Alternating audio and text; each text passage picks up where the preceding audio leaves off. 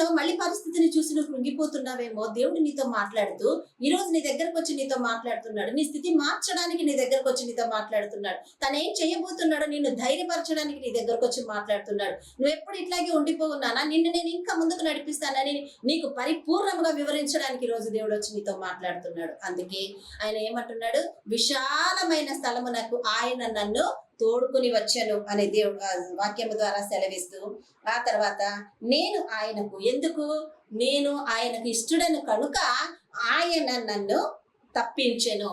నేనంటే ఆయనకు చాలా ఇష్టం అండి. నేను దేవుని బిడ్డను, నేను దేవునికి ఇష్టమైన కుమారుణ్ణి.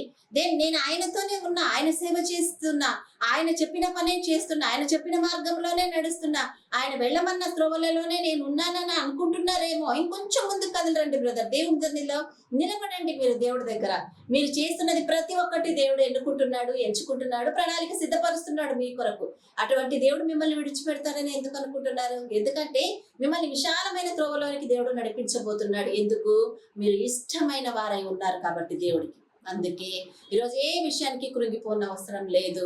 విశాలమైన త్రోవలలో ఆయన ఏం చేశాడు?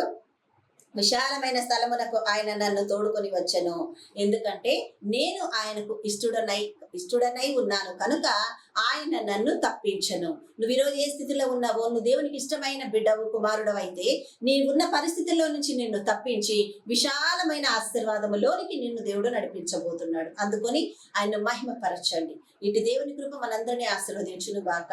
ఆమేన్.